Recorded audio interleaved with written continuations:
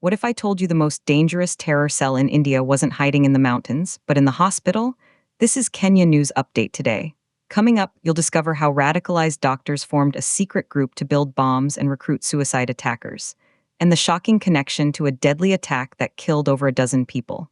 Meet Dr. Umer Unnabi, a doctor, a father, and the man behind the wheel of an explosive-laden car that detonated outside Delhi's historic Red Fort on November 10, 2025.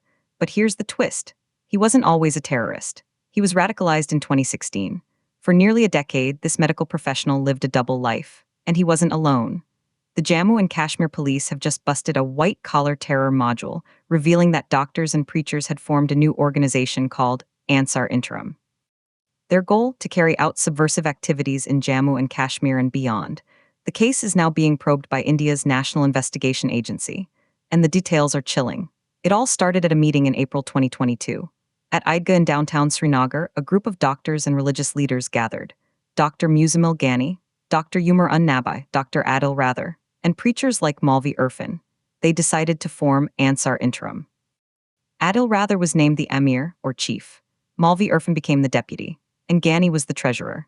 Officials note that Ansar is a name commonly associated with the globally banned terror outfit Al-Qaeda. But why form a new group? The arrested members told interrogators their contacts with active terrorists had been severed. They were on their own, so they assigned roles and operational codes. Umer became the coordinator, handling finances and procurement with Ghani. And then, in 2023, the plot escalated from talk to action. The group decided to acquire fertilizer from the Sona and Na areas of Haryana. On Umer's instructions, they also procured NPK, commonly known as potassium nitrate in this context, from a chemical shop in Faridabad. This is the stuff of bombs. Umer began watching online videos to learn rudimentary improvised explosive device, or IED, construction. He managed to prepare triacetone triperoxide, or TATP, one of the most notable and dangerous peroxide explosives used by terrorists worldwide. But here's the part that will blow your mind. This wasn't just theoretical. One member attempted to recruit individuals for suicide attacks. They planned a vehicle-borne IED, or VBIED, attack.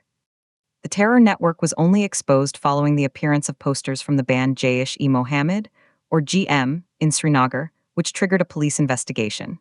And then, the ultimate tragedy. On November 10, 2025, Dr. Umer Unnabi drove that explosive-laden car to the Red Fort.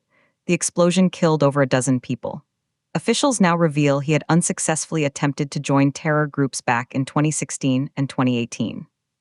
He finally found his path with his fellow professionals. So what does this mean? This case reveals a terrifying new frontier in terrorism: the educated white-collar radical. These are not impoverished youth from conflict zones. They are doctors, pillars of the community, trusted with lives. They use their education, their resources, and their access to procure chemicals to build bombs. The implications are seismic. If doctors can be radicalized, who's next? Engineers, teachers. The very fabric of trust in professional classes is under threat. Some say this bust shows robust intelligence work. Others say it's a warning sign of deep, ideological rot within educated circles that went undetected for nearly a decade. But the biggest unanswered question remains: how many other Ansar Interim cells are out there, waiting? We started with a shocking question about doctors becoming terrorists. Now we know the horrifying answer. Do you think the threat of white-collar terrorism is the most dangerous one facing the world today? Drop your take in the comments. Subscribe to Kenya News Update today for more breaking global security news.